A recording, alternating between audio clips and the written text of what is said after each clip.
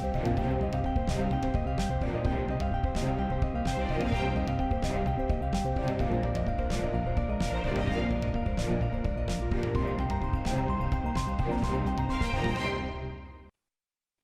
tal? ¿Cómo están? Muy buenas noches. Soy Gaby Tlaseca. Como siempre, un gusto estar con ustedes en esta mesa de martes de debate 22.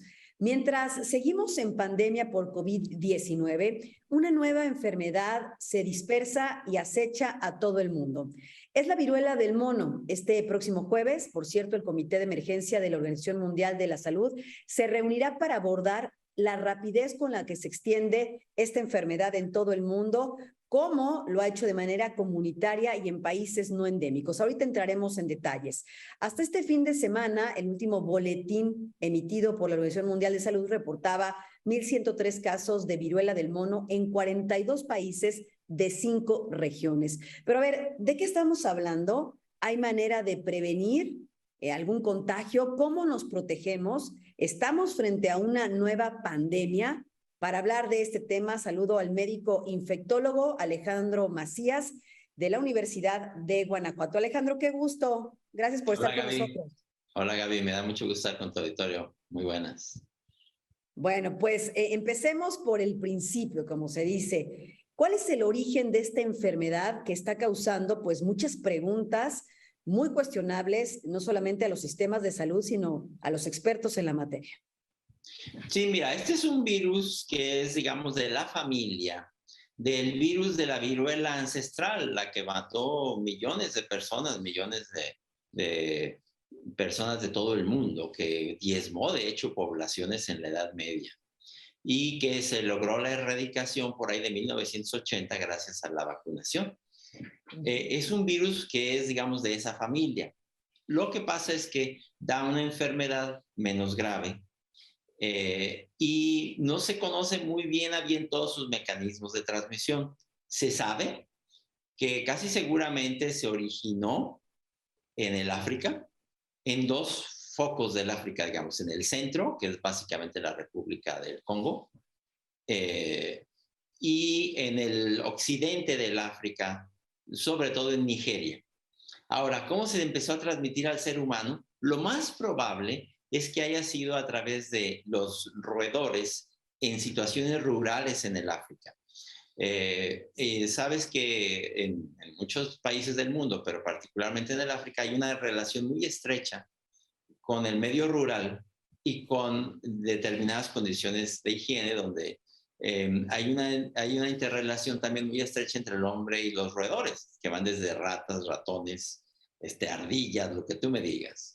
Y al parecer es un virus que ha circulado desde hace ya mucho tiempo, décadas, probablemente siglos, pero por lo menos décadas en los roedores, y va intermitentemente, pasa al ser humano por un contacto que puede ser una mordedura, un consumo de la carne, y luego se regresa, es lo que se llama una zoonosis.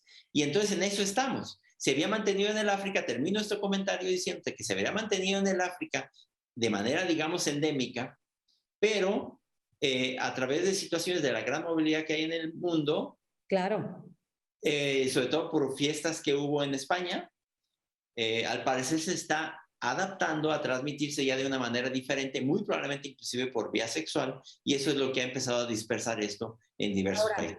Vamos como paso por paso, porque creo que la gente, después de la pandemia que seguimos viviendo de COVID-19, y con toda la razón, pues tiene mucha preocupación, tiene una necesidad de tener información, porque dice, bueno, ¿a poco es lo siguiente que vamos a enfrentar? Ahora, lo primero que está causando polémica, que se reunirá el Comité de Emergencia de la Organización Mundial de la Salud, es el nombre, Alejandro. Viruela del mono. Dicen que podrían cambiar el nombre porque se habla también de que fue un virus que salió de un laboratorio en China hace mucho tiempo, ahorita nos dirá si es verdad o mentira, de cuando justamente se hacía experimento con simios para alguna cuestión. Y que ahora pues está cuestionando el nombre porque al parecer, como tú bien apuntas, pues también está presente en ardillas y en algunos otros roedores. ¿Qué pasa con el nombre? Sí, el nombre es un mal nombre. Lo que pasa es que se detectó por primera vez en los Países Bajos, en una colonia de monos que ya habían llegado del África, y ahí se detectó el virus por primera ocasión, pero los monos seguramente lo habían adquirido de muy probablemente de los roedores en el África. Entonces, más bien sería, digamos, algo así como viruela salvaje, una cosa así sería el nombre correcto.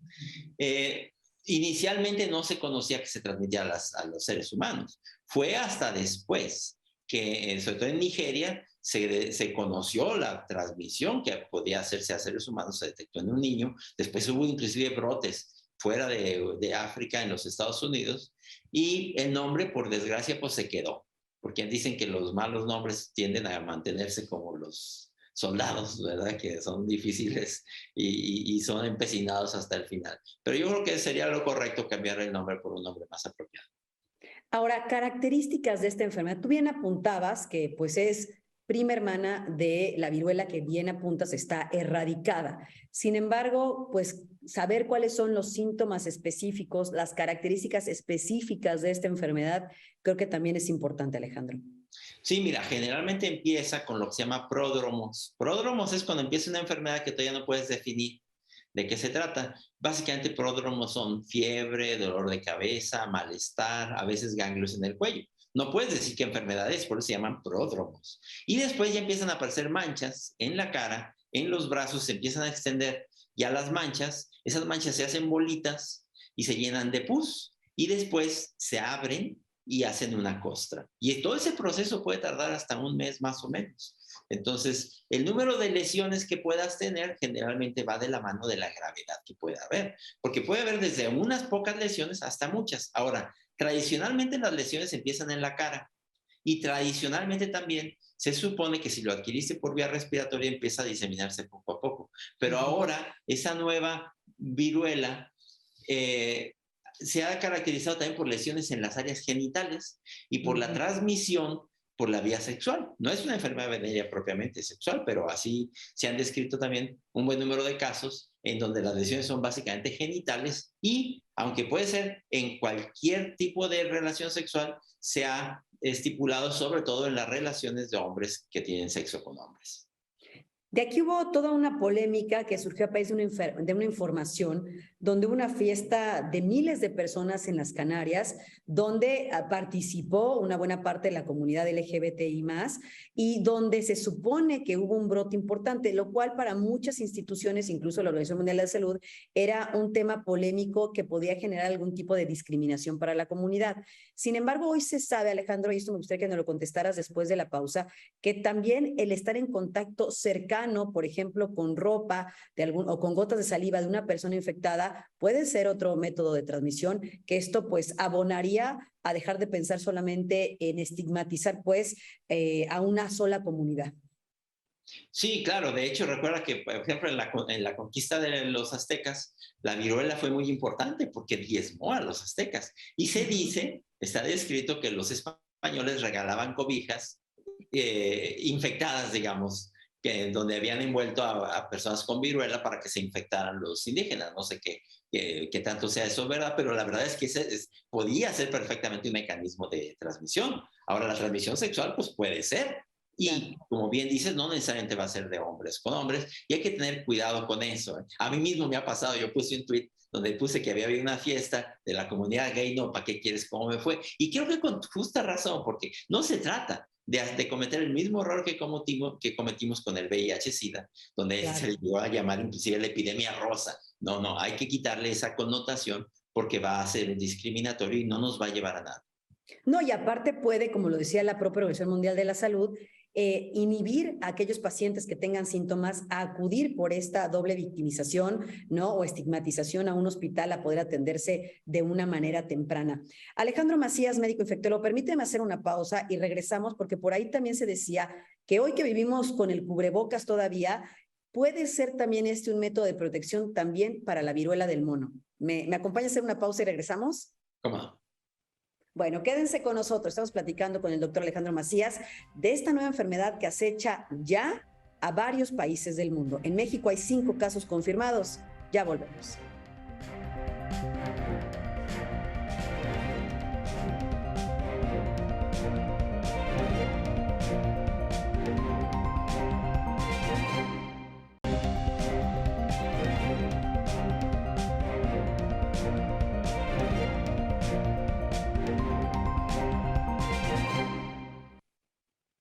En esta mesa de martes de debate 22 estoy platicando con el doctor Alejandro Macías, médico infectólogo de la Universidad de Guanajuato, sobre la viruela del mono y las preocupaciones que por supuesto hay alrededor. Alejandro, decíamos y tú bien comentabas acerca de las formas de transmisión. Se hablaba de que el cubrebocas también podía ser una buena barrera pues para contraer esta enfermedad. Hoy que vivimos todavía en esta pandemia de COVID-19 que traemos pues el cubrebocas ya como parte de nuestra vida cotidiana. Sí, mira, si esto va a ser una pandemia, que puede ser, no va a tener el calado que tiene, por ejemplo, COVID-19. Ahí, primero, no hay que caer en pánico. Y hay que saber que es una enfermedad que no se transmite con facilidad, la viruela del mono. Necesita un contacto estrecho, digamos, piel a piel, y no cualquier contacto, ¿eh? O sea, no es un roce, no, es un contacto piel a piel, como el que se puede dar, por ejemplo, en una relación sexual.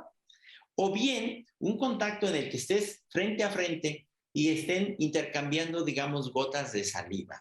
Porque cuando tú hablas con una persona a menos de 1 metro y estás platicando sin cubrebocas, entonces está brincando la saliva entre los dos.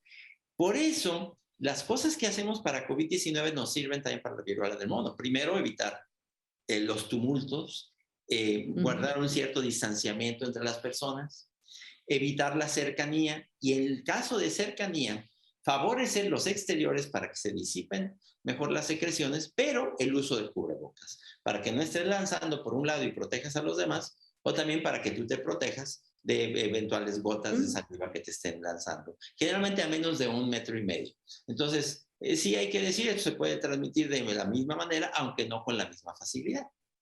Ahora entremos a esta palabra clave que es pandemia. Cuando hablamos del miedo que hay, tú lo acabas de apuntar en la aprobación de que esto se convierte en una pandemia, ¿cómo contextualizar las características de un evento como el que seguimos viviendo de COVID-19?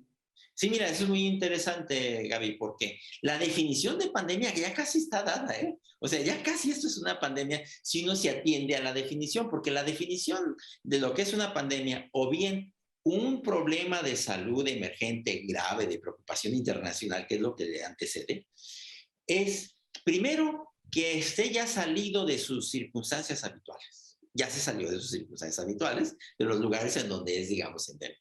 Ya está en otras regiones. Segundo, que esté involucrando diversas regiones geográficas del mundo. Pues sí, ya está en el África, está en Europa, está en América, ya está en diversas regiones. Y es otra parte de la definición. ¿Qué falta? Falta que sea un daño grave a la salud o una amenaza grave. Porque hasta ahora, fuera del África no hemos tenido, por ejemplo, muerte. Los cuadros han sido leves. Y digamos que para que se cumpla la definición, falta esa condición, que la amenaza sea grave. Hasta ahorita, de acuerdo con la Organización Mundial de la Salud, no han estimado que sea una grave amenaza para la salud pública. Es lo único que faltaría, porque todo lo demás ya está dado para la definición. Qué bueno que nos apuntas esto, Alejandro, porque creo que son características que van sumando y también van aclarando. Ahora, bien lo apuntabas y ya lo decía yo, este próximo 23 de junio se reunirá el Comité de Emergencia de la Organización Mundial de la Salud para detallar varios aspectos importantes. Incluso esta estadística sobre la viruela del mono de distinción entre países endémicos y no endémicos a fin de facilitar pues la elaboración de una respuesta, como ellos dicen, unificada contra este virus. ¿De qué estamos hablando cuando hablamos de países endémicos y no endémicos? Que eso también es importante explicarlo. Sí, se sabe desde décadas de los 60, 70, pero sobre todo los primeros casos que se diagnosticaron ya en seres humanos, en los 70, que esto existe en un número definido y está cayendo, digamos, a cuentagotas en algunos países. Eso es lo que se conoce como endemia o como países endémicos, que son básicamente el Congo, la región central del África, que es donde está el peor de los dos virus, porque hay dos virus distintos. Uno es el del centro del África, el de Congo, que mata más o menos al 10% de las personas, y el otro es del occidente, donde está Sierra Leona, pero sobre todo Nigeria, que es donde hay más casos.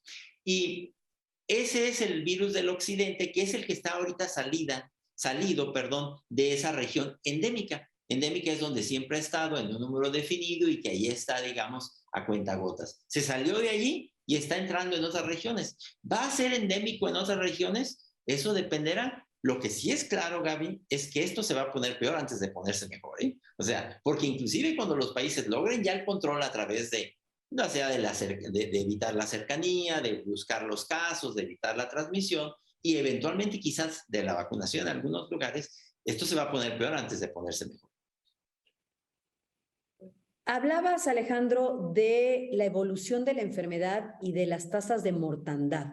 ¿Cómo están en general, aunque me imagino por lo que apuntas que varían de región a región? Claro. Se habla de un 3 a 6% en mortandad.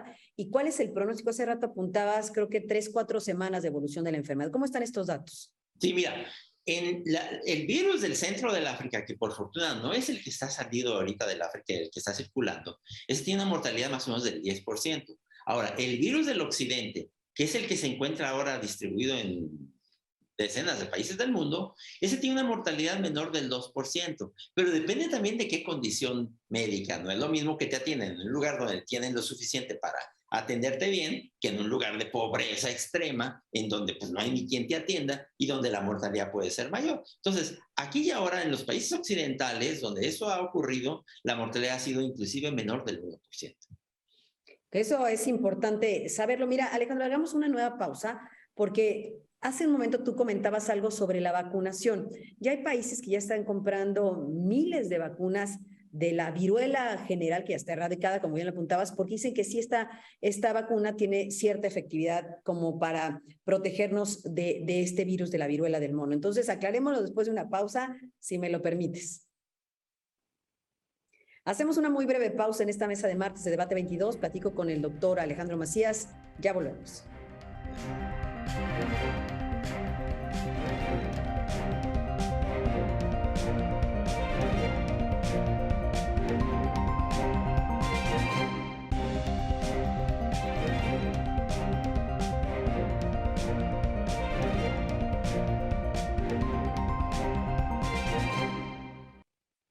Continuamos en esta mesa de martes de Debate 22. Me acompaña el doctor Alejandro Macías. Estamos hablando sobre la viruela del mono que, bueno, pues ya está presente en más de 40 países de 5 regiones diferentes, con más de 2.103 casos y sí genera cierta preocupación, pues, importante en los sistemas de salud mundiales. Alejandro, hablábamos antes de la pausa acerca de si existe una vacuna específica para esta enfermedad o si bien, como se ha hablado, la vacuna de la viruela, que enfermedad ya erradicada, pudiera servir en este momento para protegernos. Sí, claro, Gaby. De hecho, hay vacunas de primera, segunda y tercera generación. La vacuna de primera generación es la que tenemos, de hecho, los que nacimos antes de 1972. Y estamos relativamente protegidos, ¿eh? O sea, algún día tenía que tener una ventaja estar viejo, Gaby, ¿eh? Que en este caso tenemos una vacuna que nos protege porque la protección de las vacunas de viruela es cruzada. Ahora, esa vacuna es de un virus vivo, o era de un virus vivo, y en este momento ya no se aplicaría porque tenía sus riesgos. Hay vacunas de segunda y tercera generación. Ahora hay vacunas, primero, contra la viruela ancestral y también vacunas contra viruela del mono, que son de virus que no se pueden reproducir, son más seguras. Eventualmente pueden servir. Sin embargo, en este momento no es un asunto de vacunas, ¿eh? O sea, no vamos a poner ahorita una vacuna masivamente cuando la situación en este momento lo que necesita son medidas habituales, distanciamiento, evitar el contacto estrecho entre las personas, localizar los casos, aislamientos, cuarentenas, es lo que se necesita en este momento. En este momento no es un asunto de vacunación. Es verdad que algunos países ya están haciendo acopio de vacunas, ¿eh? Pero en este momento no es un asunto de vacunación. Sí, de hecho, salió la nota hace un par de días que la Comunidad Europea estaba comprando 110,000 vacunas como manera preventiva, ¿no? Por si la enfermedad que sí ha estado pegando más fuerte en Europa, después de, por supuesto, África, pudiera llegar a extenderse de otra manera. Ahora, hay características, Alejandro, de esta vacunación, como tú decías, no necesitamos una vacunación masiva. Se hablaba por parte de de unos expertos médicos de, por ejemplo, vacunar a la población más vulnerable. ¿Cuál sería esta población o cuál sería esta vacunación que llaman en anillo? Sí, mira, primero es la vacunación de los vulnerables. Los que puedan estar en contacto, por ejemplo, personal de salud que tendría contacto en el caso de que esto creciera sustancialmente, pues el personal de salud que tenga un contacto estrecho habría que vacunarlo. Esa es población vulnerable. O gente que si se infectara podría ponerse muy grave. como la gente con inmunosupresión, con baja de defensas, enfermedades crónicas, qué sé yo, pero sobre todo, como bien mencionas, lo que se llama vacunación en anillo. A diferencia de COVID, donde hay mucha transmisión asintomática, eso no ocurre de manera generalizada con la viruela. En la viruela, para que tú transmitas, tienes que tener síntomas generalmente, y eso tiene una gran ventaja, que tú encuentras una persona sintomática y entonces vacunas a los que están alrededor. Es lo que se llama vacunación en anillo. De hecho, esa fue la manera a la que se logró la erradicación de la viruela ancestral. Ir a localizar hasta el último rincón del mundo a los enfermos y vacunar alrededor, porque te da tiempo de vacunar antes de que aparezca la enfermedad en los contactos. Esa vacunación en anillo, que funciona bastante bien en viruela, sería seguramente la que habría que hacer. Y eventualmente, si esto creciera, pues los países como México deberían de tener compra de vacunas. Pero otra vez, no hay que caer en pánico, no es este el momento. Ahora, se habla de que la vacuna contra la viruela, la que tú ya nos has apuntado, sí tiene en estos casos una efectividad del 85%, o sea, es una efectividad alta en caso de que se necesite. Sí, la efectividad depende también del tipo de la generación de la vacuna. Si es una vacunación específica contra la viruela del mono, la eficacia es superior al 90%. Pero en el caso de vacunas de primera generación o vacunas generales contra la viruela ancestral del ser humano, tienen una protección por ahí del 80-70% contra la viruela del mono. Ahora, los que nos vacunaron ya hace décadas, como yo cuando era niño, pues ahorita ya no tengo la misma, digamos, inmunidad, pero algo queda y si me llego a enfermar ya no me enfermo gravemente. Ahora, pero entonces, ¿no existe una vacuna específica para la viruela del mono o sí existe? Sí existe, sí existe. Y esa vacuna, el problema es que es específica para la viruela del mono y si ocurriera la otra viruela no te iba a proteger bien. Pero sí existe ya esa vacuna desde 2018. Hay una vacuna específica contra la viruela del mono que de hecho se ha usado ya para personas de muy alto riesgo que manejan, digamos, pacientes o animales eventualmente que pudieran estar infectados. Y es una vacuna muy segura, es de segunda generación, porque el virus, a diferencia de la vacuna original, de la de primera generación, el virus de la viruela del mono, de la vacuna de la viruela del mono, no se puede reproducir. Es un virus vivo, pero no se puede reproducir, igual un poco se parece a las de COVID-19, y entonces es una vacuna más segura.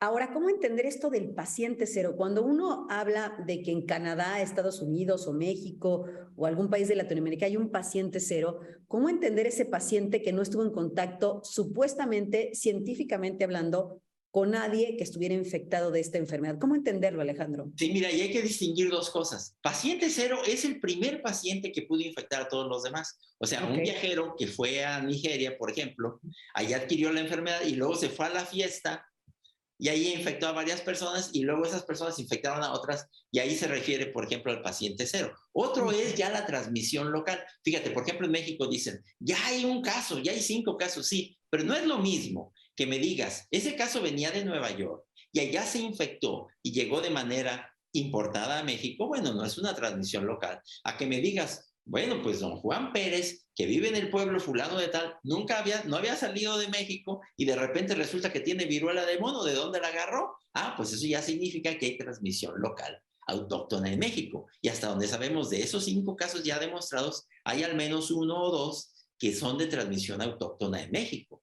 Y lo cual quiere decir que ya no necesitamos que nos la traiga nadie del extranjero, sino que el virus ya está circulando entre las personas, muy probablemente algunos no diagnosticados, y que se confunden con herpes o con varicela o con otra cosa, o inclusive es una zoonosis. Se puede ir a los animales inferiores y luego nos lo devuelven y lo que se llama una retrozoonosis, o sea que tú se lo mandas a los animales, tú contagias a los animales, luego los animales lo guardan y te lo devuelven y es donde ya se vuelve endémico de manera rural, porque una cosa que ha pasado, termino este comentario, Gaby, es que se ha urbanizado. Esto era una enfermedad rural de roedores pasando esporádicamente a seres humanos y ahora se está transmitiendo entre las personas en las ciudades. Se ha urbanizado. Que esto es también un tema importante destacar. Ahora, bueno, la audiencia seguramente, Alejandro, nos dirá, bueno, ¿y qué podemos hacer? Porque, bueno, si ya hay un tema de que el virus esté circulando, pues sin contacto entre personas, a lo mejor, pues podemos a lo mejor contagiarnos. ¿Qué hacer? Medidas generales de higiene, de cuidados, como lo hay para cualquier enfermedad. Sí, bueno, a ver, primero no caer en pánico. Es poco probable que esto tenga un gran calado.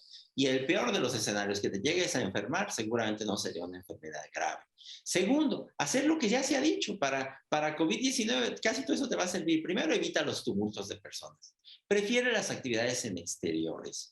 En el caso de relaciones sexuales, pues evitar las relaciones con parejas desconocidas o esporádicas, y si las vas a tener, pues que sean con un condón, un preservativo. Y el cubrebocas en interiores, ¿verdad? Digamos que todo eso te sirve. Y la higiene de manos, ¿verdad? Porque este es un virus que es muy sensible al alcohol. Entonces, pues es lo mismo que casi es muy parecido a lo que hemos hablado para COVID-19, así que hay que seguir las precauciones de COVID-19 y esas nos van a servir también para la viruela. Un último apunte que quieras hacer, Alejandro, sobre este tema antes de despedirnos. Sí, yo siempre, o sea, terminar hablando con una nota de optimismo, o sea, estamos saliendo de la peor situación de COVID-19, todavía nos falta, desde luego, pero no caigamos en pánico, que parezca que vamos a entrar en una situación igual que los 2 años que estamos dejando atrás. No es así. Esto va a ser mucho más leve, esto no va a ser tan difícil, hay que hacer lo que tenemos que hacer, desde luego, hay que ocuparnos, pero no hay que caer en pánico, no vamos a tener una situación grave con una muy alta probabilidad. Que siempre es importante poner en contexto y en su lugar lo que estamos viviendo, porque vendrán seguramente muchas otras cosas. Alejandro, muchísimas gracias por esta conversación para el público de Canal 22, y más porque es un momento en el que creo que todavía todos estamos sensibles con respecto a lo que hemos vivido en el confinamiento, con respecto a nuestra salud, y temerosos de que eso se pueda convertir en algo mucho mayor que nos afecte aún más a todos, a la economía y por supuesto pues a las vidas, a las rutinas de todos. Muchas gracias. Sí, me encanta estar siempre en tus programas, Gaby. Muchas gracias. Igualmente, siempre es un gusto platicar contigo. El doctor Alejandro Macías, médico infectólogo de la Universidad de Guanajuato, como siempre, preciso con los temas importantes por conocer. Soy Gaby Tlaseca, gracias por su atención. Nos vemos el próximo martes a la misma hora en esta mesa de martes de Debate 22.